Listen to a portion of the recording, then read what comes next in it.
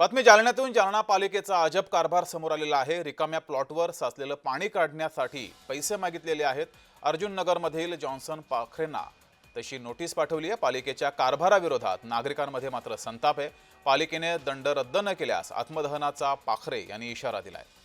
Johnson पाखरे हे गरीब कुटुंबातील शेतकरी आहेत। पावसामुळे त्यांचं मातीचं घर हे पडलंय। पाखरे यांच्या घरात आणि रिकाम्या प्लॉटमध्ये पाणी शिरले, त्यांचा संसार उघड्यावर आलाय। मात्र पालिकेचा याबाबत अजब कारभार हा समोर आलाय।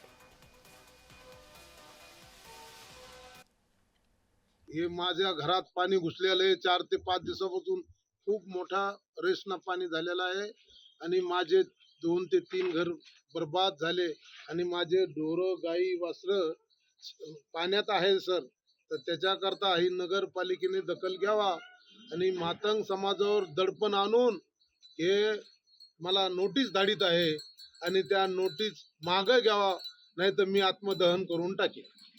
तर त्याच्याकरता वेळोवेळी कारवाई करून मला तो दंड माफ करावा, नाही तर मी कोर्टात जाईल।